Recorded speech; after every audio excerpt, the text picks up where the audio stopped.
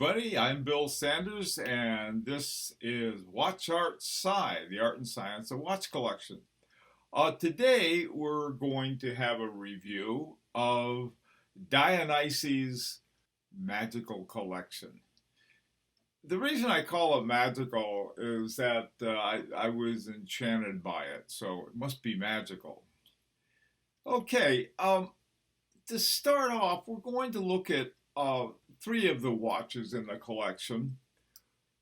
First of all, there is this wonderful Girard-Perregaux. And this particular watch was a watch of the year in 1999 in Japan. It's called the 1970 Chronograph Automatic. And it's just a cool looking chronograph. I really like it. I may have mentioned on more than one occasion I get confused if there's too many subdials. This has got two subdials, and I really like the layout of the crown and the buttons with it. Glad it won the Watch of the Year, and deservedly so. Okay, this next one is really a very interesting one. Uh, it's called a gyromatic high frequency, and it has Spanish for the days of the week. Boy, is Sabado is Saturday. I remember that. Domingo is Sunday, I think. So it's showing DOM 13. So I think that means Sunday the 13th. Again, this is another Girard-Perregaux. It's a very cool watch. Now, some of these are vintage, and some of them are modern watches, and to a great extent, it doesn't really matter. It's I've said this a million times. A good watch is a good watch, and a good movement is a good movement. Doesn't matter how old or new the watch is. Okay, the third watch in this first group is a Rolex. Every time I try to get a Rolex, I end up blowing all of my money for it. But the Milgauss was one of the ones I've always really liked. I love the little lightning bolt second hand that they have on that one. That and the GMT, Rolex GMT are two I really like. I think I can't beat a watch I don't like. When especially with Rolex, I think I mentioned it one time. I think in the last collection review, we're looking at a Yachtmaster. I never liked a Yachtmaster until I saw the one in that collection, and then I liked it. But I really like the Milgauss. I always have. Great addition, and I also like what's called the polar or the white dial. Um, I have a lot. Well, I don't have too many, but I have more than a few black dials, and sometimes it's a little hard to read. Okay, going on, this second group of watches is one of the reasons that I call this collection magical. I really like it. Now they're all Jaeger-LeCoultre, but there's a little more than that to it. The name LeCoultre was used for watches sold in the United States. And they were sold by a company called Vacheron LeCoultre, and they were a marketing firm, and they were selling both um, Vacheron Constantines and Jaeger-LeCoultre, but they were selling Jaeger-LeCoultres under the name LeCoultre because of some tariff that the Americans had. So anyway, the one with the moon phase is one of the earliest moon phases. Uh, that one is called a tribute to Jacques David LeCoultre, and it's a reference 2726. And there are only a couple of these made. There weren't too many made according to Dionysus, and they were done in the late 30s. And this is a very cool watch. I mean, for not only for a moon phase, but I really like the way that the numbers go outside of the, well, it's sort of right inside the bezel, and just a very cool watch. And of course, it has the day and the date. Um, Down below is a just a really sweet reverso. I like that reverso. It's a Grand Reserve. It's a nice nice big one for a guy kind of thing. Okay.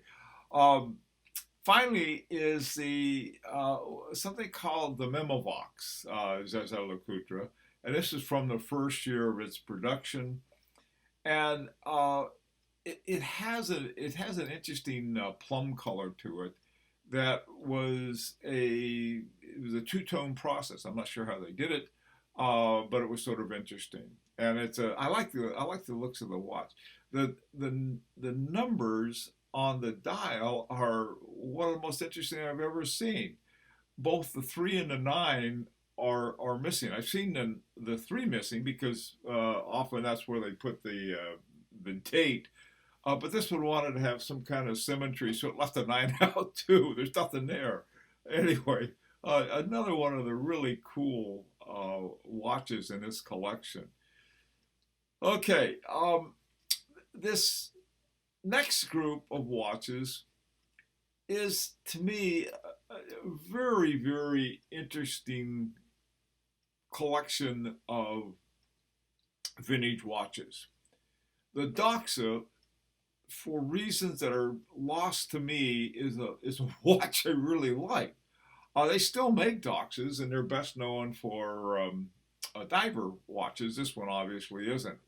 But look at the lugs on that thing. I mean, they are the coolest looking lugs. They look like, I don't know, sort of elongated raindrops or something. Really neat looking watch, a Doxa. And there's another one called the Universal Geneva Estrella Deluxe, the Deluxe Star. It's the star of the show. At the bottom, you have a Longines and an Eberhardt Moon Pusher. I really like that Moon Pusher. That's a cool looking watch. I'm not sure why I like it. It's pretty complex, and I usually don't go for a complex dial on a watch. And but I like this one. I like it a lot. I like that great big fat crown on it. The Longines, on the other hand, I like it too. It's got I like that cushion, and you know what it reminds me of? It reminds me of my Historique Americaine 1921, Vacheron and Constantin.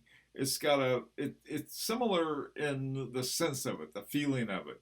I mean, in that Longines, it's got that red 12 at the top, and then the small seconds at the bottom. What a what a neat looking watch. Okay, now the final thing I want to show you. This was interesting.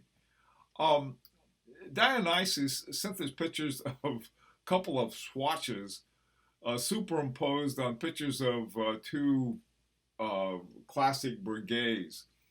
And he said about them, he says that the swatches are Keith Harding swatches, which were among the earliest. This is from 1993.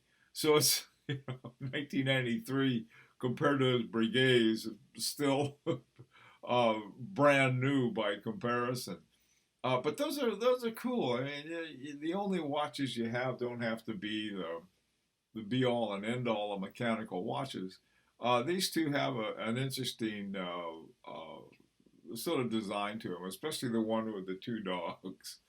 Okay, that's Dionysus' collection, and it's one of these collections. When you look at it, it's got something of everything. It's got a sports watch. I'm treating the Milgauss as a sports watch. A lot of people probably wouldn't, but for me, it's a sports watch. It's got a reverso. It's got, it's got so many different dimensions to it. This is a very, I think, well-purposed, well-rounded collection that that Dionysus has, and it's the Girard-Perregaux, the chronograph, 1970. That's another sports watch type. You've got the dress watches. I'm not sure where I really suggest Dionysus to go on this thing. Um, I generally, try taking a look at something in the Holy Trinity of Audemars Piguet, any Audemars Piguet. The one I've come to like is the Millenarian. Again, that's not a Royal Oak or a Royal Oak offshore, but it's a cool watch. Or something like that. But I tell you, you could go with a lot of different ones with this. You could get, I mean, there are a lot of very good priced Holy Trinity watches out there. So, anyhow, Dionysus, thank you for this wonderful collection and sharing it with us. And let's hear your comments on it. What do you guys think? You think it's a pretty cool collection, or give you any ideas? That's what's the other thing too. I hope it gives you hey, this looks like a neat idea. Maybe I'll try some of that too. Or hey, if you put this in there, I think it'd really, lift it up some. And of course, this is an invitation to subscribe if you'd like. Okay, well, we'll see you guys on not Saturday. We'll see you Friday for our next WatchArtSci, the art and science of watch collections. Hope to see you then. Bye-bye.